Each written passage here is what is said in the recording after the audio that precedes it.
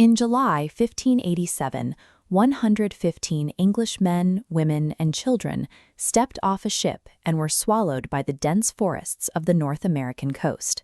When a rescue party finally returned to the site 3 years later, they found no bodies and no graves. All that remained was the word CROATOAN carved into a wooden post. This expedition was supposed to be Sir Walter Raleigh's triumph, a permanent civilian-driven foothold to establish an English empire in the New World. But the logistics of the voyage began to fray before they even dropped anchor. The original plan required the settlers to establish a deep-water port in the Chesapeake Bay. Instead, their pilot, Simon Fernandez, refused to carry them any further up the coast, abruptly depositing the civilians on the shallow, sandy shores of Roanoke Island. Being marooned on a salt-beaten barrier island severed the colonists from their intended agricultural hub. An expedition meant to project imperial power was instantly reduced to a scramble for daily survival. The geography was only the first problem. The soil at Roanoke was already tainted by English violence. 2 years prior, a military expedition led by Ralph Lane operated here, burning nearby villages and beheading local chief Wingina. These inherited sins meant the new civilian arrivals were stepping into an active conflict. They were surrounded by indigenous tribes with fresh memories of English brutality, presenting a constant, invisible threat lurking just beyond the tree line. Yet, amid this creeping dread, the colonists experienced a brief moment of optimism. On August 18th, Eleanor Dare gave birth to Virginia, the first English child born in the Americas, baptized in their small, hastily repaired wooden chapel. That optimism eroded quickly. Arriving too late in the season to plant crops, the settlers watched their meager supplies dwindle.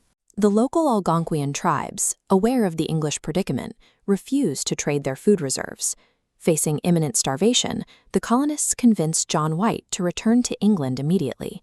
He left his daughter and granddaughter behind, sailing for supplies that would determine the colony's survival.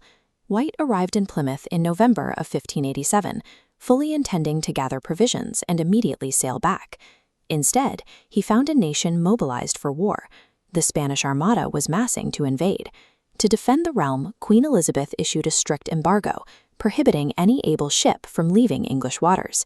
Every merchant vessel and privateer was commandeered for the defense of the English Channel. White was trapped. For 3 agonizing years, the ships he needed to rescue his family sat idle in fog-shrouded harbors, their sails tied down and anchors firmly dropped in the mud. A geopolitical conflict playing out thousands of miles away across the Atlantic severed the Roanoke colony's only connection to the outside world, leaving 115 civilians completely cut off. Back on the Carolina coast, those civilians stood on the beach watching the horizon as winter closed in. No sails appeared. This chart maps 8 centuries of tree ring data, revealing exactly what they faced. Right at the 1587 marker, the moisture level plummets. The English had unknowingly arrived during the most severe regional drought in 800 years. This extreme lack of rain devastated the fragile maize crops of the local indigenous tribes, completely eliminating any surplus food. Even if the English could negotiate a truce, there was simply nothing left to trade. Malnutrition set in, bringing disease and desperation. The psychological toll of the empty horizon compounded the physical reality. They were starving, the local water supply was turning brackish, and the surrounding tribes were fighting for their own survival. By the second year of drought, the fort offered no protection against starvation. The colonists began disassembling their houses, packing their equipment, and moving inland to find food. John White finally secured passage on a privateering ship in 1590. He waded ashore on August 18th, what should have been his granddaughter Virginia's 3rd birthday. He found the settlement abandoned. Houses were meticulously taken down, leaving only heavy timber walls and the word CROATOAN etched into wood. They had agreed to carve a cross if fleeing under duress. There was no cross. The withdrawal was peaceful. White knew exactly what the carving meant. CROATOAN was the island 50 miles to the south, home to a friendly indigenous leader named Monteo. He assumed his family was waiting for him there. He demanded the captain set sail for the island, but a violent hurricane struck the coast, snapping the ship's anchor cables and nearly driving them into the shoals. Unwilling to risk the ship, the crew forced a return to England. White never saw his family or the Americas again. The trail sat cold for centuries. But recently, researchers placed John White's 16th century watercolor maps under ultraviolet light and found something hidden in the faded pigments. Drawn in invisible ink beneath a patch on the map was the symbol for a fort. It sat 50 miles inland near the CROATOAN River, an area perfectly matching White's early notes about the colonists' backup plans. Archaeologists labeled it Site X. When teams began digging at this inland location, they struck a layer of late 16th century artifacts.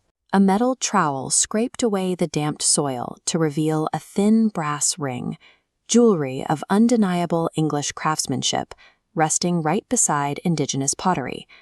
This evidence supports the modern dispersal theory.